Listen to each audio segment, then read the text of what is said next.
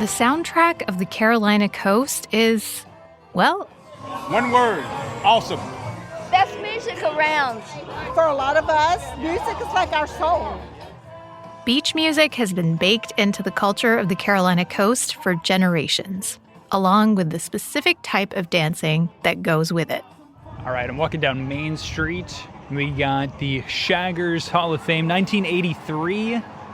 Wow, cemented in the sidewalk forever. But how did these soulful sounds become tied to the sandy shores of North and South Carolina? I'm Anissa Khalifa. This is The Broadside, where we tell stories from our home at the crossroads of the South. This week, our producer Charlie Shelton Ormond brings us the story of beach music in the Carolinas and how this long-standing, laid-back culture can shuffle into the future.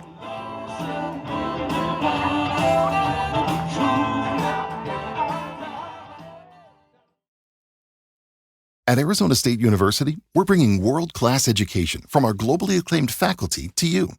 Earn your degree from the nation's most innovative university. Online. That's a degree better. Learn more at asuonline.asu.edu. All right, Charlie. Hey. Hey. So, what made you want to do a story about beach music? So I was talking with a friend of mine recently about beach music, and they weren't familiar with it, and they actually thought that we were talking about groups like the Beach Boys. And now, to me, beach music means soul and R&B and Motown from like the 60s. My exposure to that was growing up in eastern North Carolina. I would go to the coast and hear people listening to this Motown, and they would call it beach music. And I wanted to dig more into this of how these Motown sounds got tied to the coast. Why is it that beach music in the Carolinas means this type of soul music? Yeah, I'll be honest, Charlie, I had never heard about this particular type of beach music either. And I grew up partially in North Carolina, been to Wilmington plenty of times. You know, those beaches are very familiar to me. Maybe I heard it as ambient music, but I didn't think that there was any kind of culture around it. Yeah. I'll say, it's not a guarantee whenever you step into Wilmington or go to the Carolina coast that you'll automatically hear beach music. But I think that it's likely that if you, are at a restaurant or at some sort of boardwalk event on the Carolina coast, specifically, kind of the North and South Carolina coastal border, I think it's likely that you'll hear some beach music and, more importantly, see at least a couple people dancing to it as well. And what really piqued my interest was this big festival that happens in April down in north of Myrtle Beach. What a great way to kick off this spring safari. It's called Spring Safari, and I wanted to go and check it out, see who goes to it, where they come from, who are they, and why they're such a fan of beach music. To me, it's togetherness. It's fellowship. And who cares how they dance? They just have a great time. They're coming out and celebrating with us. All right, ladies. It's hosted by this group called SOS, and that stands for the Society of Stranders. And Stranders. Stranders. Yeah, Stranders. That's a reference to the Grand Strand in Myrtle Beach. It's just a strip of land along the coast there. And now Myrtle Beach is really the epicenter of beach music. You'd be hard-pressed to really identify another place that is revered as the capital of beach music. Spring Safari is kind of like the kickoff parade for the beach music season in Myrtle Beach, specifically North Myrtle Beach. Safari, is this your first Is time? this called Spring Safari? Yeah. We didn't even know. I'm We getting just an said education too. Yes, Yeah. yeah. So I get there, and it's a beautiful April evening. It's not too hot yet, but people are out in their shorts and other beach attire. And I'm not the best at ballparking numbers, but there were a couple thousand people there. Oh, wow. Yeah, people come out for this. And on stage was some live music fueling all of this fun, thanks to a group called the Band of Oz. Got a couple songs from the Drifters. These are good shag songs. Get out here and let's see what you got. It sounds kind of like a mix between a block party, a music festival, and a beach party. Totally, yeah. The vibe that you're describing. Yeah, absolutely. And a big thing that's a part of beach music culture is the way people dance to it. And the dancing is called shag dancing. This is the shag capital of the world, and we grew up with shag. So break it down for me. I've never seen people doing shag dancing. So what does beach music sound like, and what does shag dancing look like? Yeah, so beach music, it's like a soulful R&B, really much a Motown kind of vibe. It's pretty mid-tempo, and it's pretty smooth. So bands like the Four Tops and the Drifters are groups that folks will often put into the beach music bucket. If you have a party and you have young people, old people, they will always come to this, and even the young people will dance to it.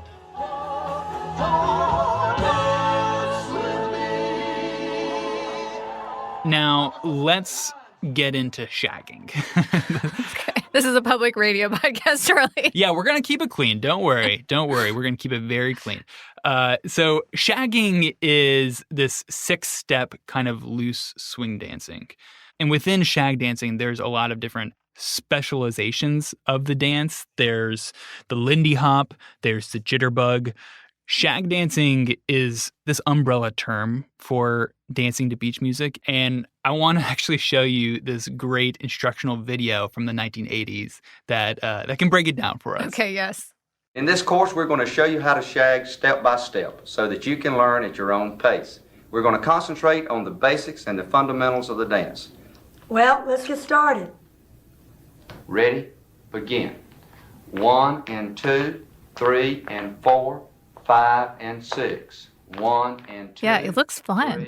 I don't think that I would be able to do the footwork because it looks I'm just like so uncoordinated when it comes to dancing. I can move my upper body, but when you ask me to do like fancy footwork, I'm just lost. But it looks fun. It is fun. And I'm definitely, I stick to the basic steps for sure.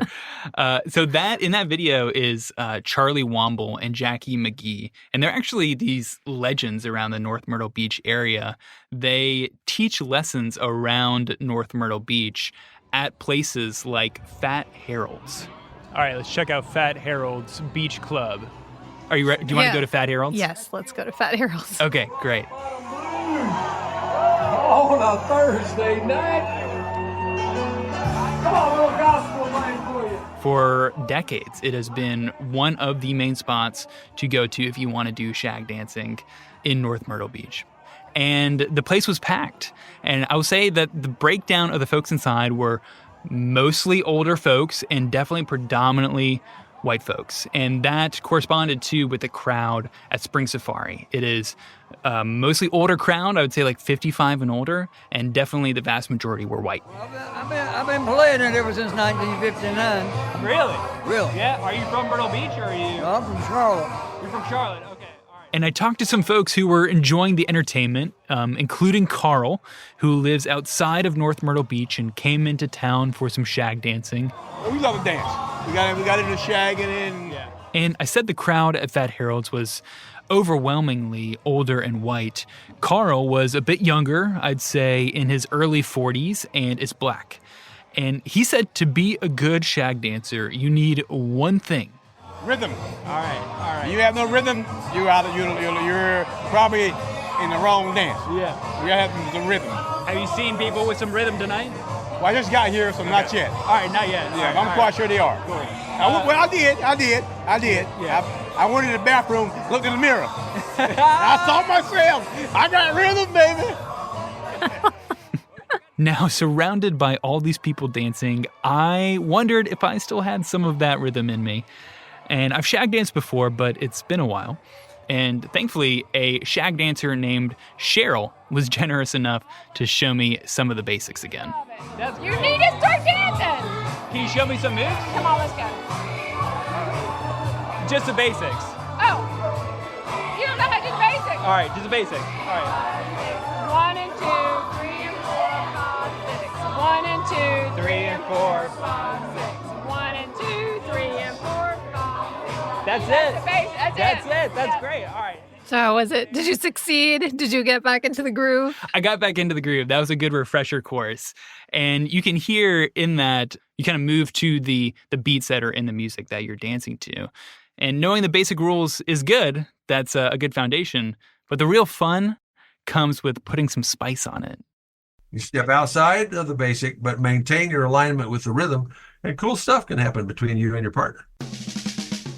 Now, I want to introduce you to a guy named John Hook. The first thing that caught me was the dance. He's going to help us understand how beach music came to be.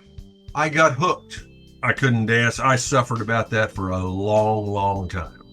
Somehow, the moment I saw the shag, that door opened and said, "John Hook, we've been expecting you. Come on in." Right off the top, he offered some main tenets to beach music.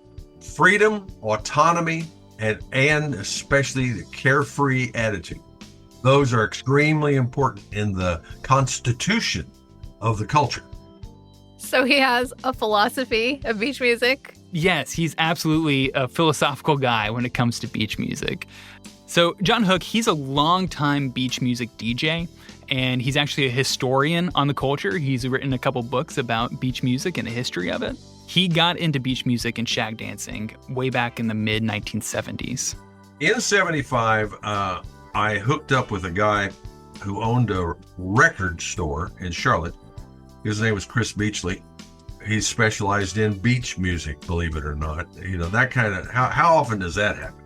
And he told me actually about the first time that he saw shag dancing, and he was just blown away by it. We were sitting at a table in a bar late afternoon. There was a couple sitting way down the dance floor, way down there. And I was sitting there watching while Chris was talking to me, and all of a sudden I was like, jaw drop. He said, "That's the shag." And I said, "Oh my God, I've never seen white people dance sexy. I didn't know they could." And I said, "I gotta have some of that." So how did these white people learn how to dance like this? Let's take a short break and then get into why these white people got out there on the dance floor to shag.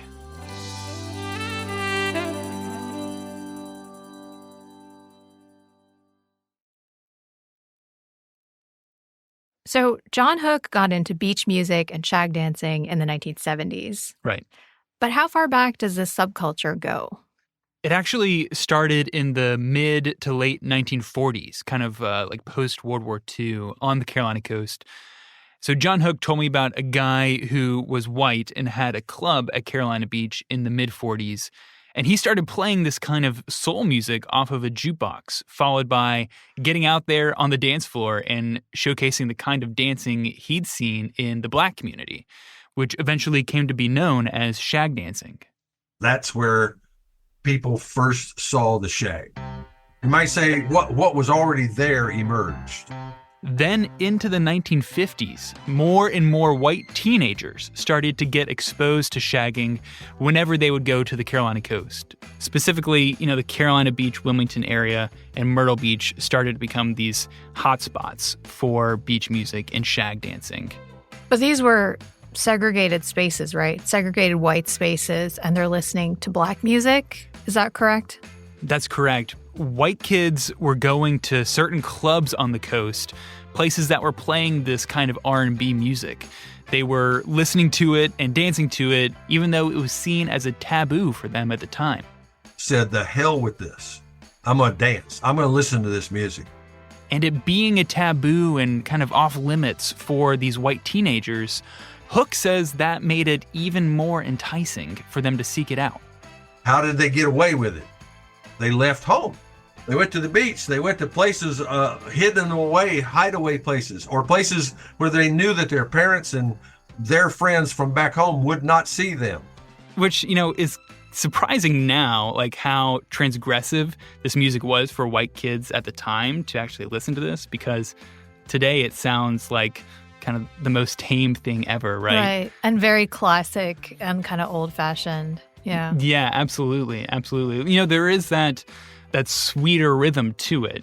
This is a specific type of soul music that people are dancing to. Right. Nevertheless, just the act of listening to it was seen as a transgression for white kids specifically at the time.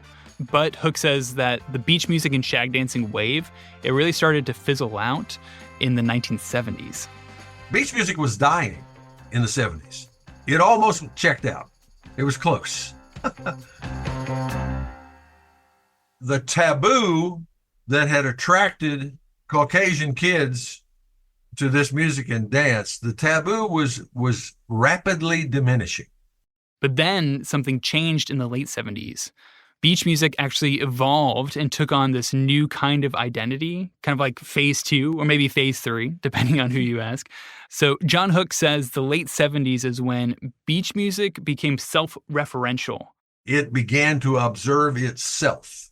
Beach music as an identifier became codified within the music, with songs like the very aptly titled I Love Beach Music by the Embers. I love beach music. Okay, there's beach music in there, but there's something else. There is an observer. The beach music observer is speaking. I love beach music. Always have and always will. Music prior to 78, the beach music which we had for 35, almost 40 years, never observed itself. And around the same time in the early 80s, groups like SOS, Society of Stranders, are founded as well. And simultaneously, beach music is getting more airplay from DJs like John Hook on the radio. That's culture. That's when culture comes in. Institutionalization. So it kind of leaves behind that original, like, rebelling against the parents' identity, and then it takes on this new identity of, like, we just love this thing for itself. Yeah, it becomes more about having a good time. And for John Hook, that is really what, in his mind, helps him identify what a beach music song is. Because, you know, it started out with these R&B songs and these Motown tunes that people were dancing to when they were at the beach. And it just becomes this equation for beach music. And I asked him, does that mean that, you know, sweet soul music and Motown music is all beach music? And he said no. One thing is they are carefree. I can play you Motown songs all day long that you cannot shag to. Is it beach music? No. But beach music doesn't have to be old music. It doesn't have to be R&B or soul, you know, from 60 years ago. I think it's easy to pigeonhole beach music as oldies, but John Hook strongly pushes against that. Nobody's attracted to it because it's old. That's why oldies is one of the worst descriptives that has ever been invented. People don't listen to that stuff because it's old. They listen to it to have a new experience right now. Is anyone making beach music that isn't R&B and soul, but it still gives you know those same feelings and you can dance to it? I would say that beach music has taken on another phase now where it's kind of reverted back in some ways to the 1950s and 60s where people are shag dancing to music that is not explicitly self-referential. They're instead transposing that foundation of shag dancing onto more contemporary tunes. Now, I can't say whether, you know, these artists are making this music with shag dancing in mind, but there are shaggers who are consuming it through their shag dancing lens. I mean, you can just about shag to anything, the new music as well, but the old music, I mean, listen to the music. You know the words, the beat. When I went to Spring Safari, I talked to some people who shared with me that they shag dance to different types of songs, specifically a woman named Hope from Winston-Salem who said that she shag dances to country music sometimes. Oh.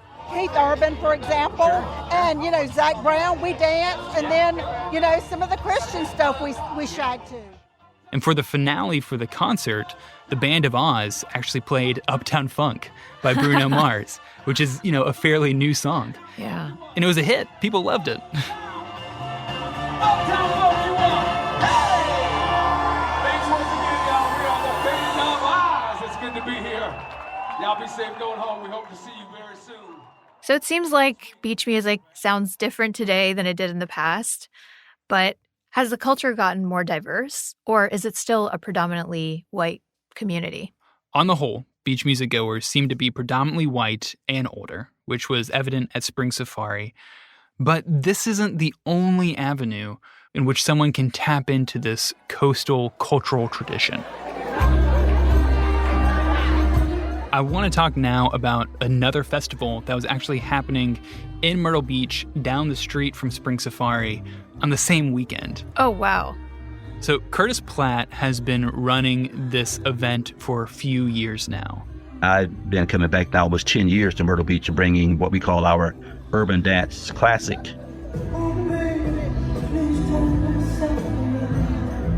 It's bringing back that dance to our community, our younger people who don't know the history of our 60s, 70s, and 80s music in our environment. Curtis is a native to Myrtle Beach, and he talked about growing up in that area, dancing and having fun with what we have been talking about as beach music, which at the time, was this soul and R&B music. We were too young to go to clubs at night, so we go there on Saturday or Sunday, and we could dance all day, go out on the beach and come back and dance and have fun. That was my introduction into dance and music, and I started probably 68, 69. And growing up in the late 60s and 70s, Curtis saw integration start to take shape in Myrtle Beach. As a Black teenager, he started to see his friends and white teenagers begin to hang out in the same places. And of course, the pavilion was a big open deck. We were all there, so we saw the entertainers. Things changed. We were all a part of that, began to kind of hang out. So life took Curtis to other places outside of Myrtle Beach. And a little more than 10 years ago, he actually came back home for a family party. It was his aunt's 80th birthday. She wanted to dance, and no one could swing dance with her. And he was disappointed, actually, with how few people knew how to dance the way he grew up with. My joy was being able to swing dance with her. And she was 80 years old, and I was able to swing dance with her. And I realized that maintaining a culture that we have lost, and many of us have lost track of, and that was something I want to bring back to Myrtle Beach. So dancing with his aunt inspired him to start this annual event, the Beach Urban Dance Classic. And it's a space to teach folks these old school dances to soul and R&B, ones that were born within the Carolina Coast's Black community. And he says he wants it to be this link to connect different generations, a way for them to bond. Yeah, that's like a really beautiful story about how he was able to dance with his 80-year-old aunt, the way that she loved. Yeah, absolutely. It's a nice birthday present for her.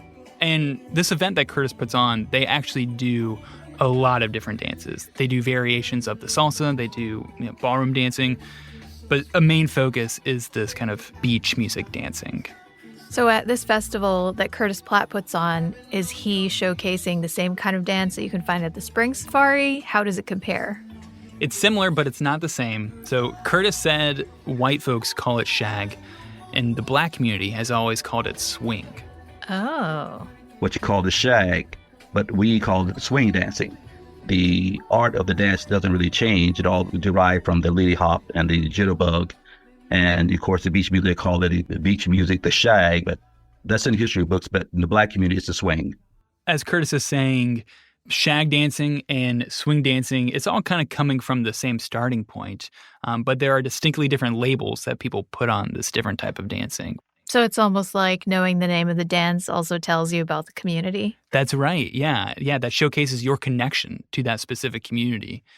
But Curtis says that there isn't any sort of competition, between his event and Spring Safari. He actually says that he's checked it out a couple times and really enjoys it. He says it's more that they each have their own lane and they're showcasing really their own thing. And that's the beauty of culture, that you have something that originates with you, something you can identify with, and then you see it and you realize, oh, that's the swing dance and the lady hop, all those things. And so it's one of those things like a language. It's like beach music and shag dancing is like a certain dialect, like a specific kind of accent that you might have in your dancing. And then swing dancing that Curtis teaches has a different accent on its own.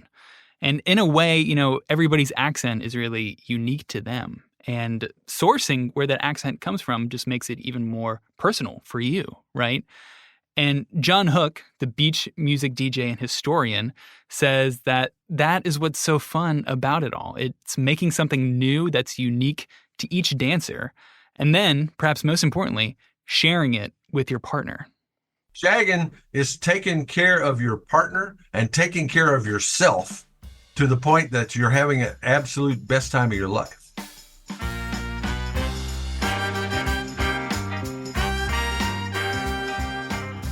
So, Anissa, I went into this beach music shag dancing adventure with my own preconceptions. You know, beach music is just oldies. It's kind of this saturated Motown for old white folks. But I was really proven wrong through this adventure. I was introduced to something different that I wasn't exposed to before. But you know what people want to do? They want to do things that they see other people just enjoying the heck out of. And they go, I want some of that. As John Hook puts it, you know, improvisation and having a fluid kind of spirit has always been a big part of beach music's culture. And I think what beach music can look like going forward is really just dependent on people continuing to make it their own and how they continue to redefine it for themselves. I was seized. I didn't go, oh gosh, look at that. I would like to preserve that. You know, pickles and jelly are made into preserves. No, that's not what fueled the culture. It's taking that next step, right? That next dance move that fuels the culture. Just keep on moving. Yeah, I want to do that. So I know you go to the beach a lot. Are you going to start shag dancing every time you go? I'll probably start seeking it out more when I go to the beach. I don't think I'll be entering any shag dancing competitions anytime soon. And they are out there. There are plenty of competitions. But I'm coming away from this with some more insight on beach music culture and I think a couple more moves as well. Yeah. This was great. Thank you. Yeah. Thanks so much, Anissa. This was a lot of fun.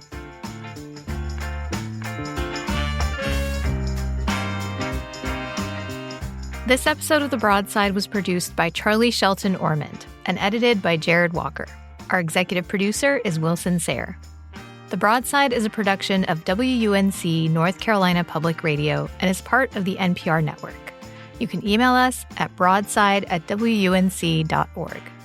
If you enjoyed the show, leave us a rating, a review, or share it with a friend. I'm Anissa Khalifa. Thanks for listening, y'all. We'll be back next week.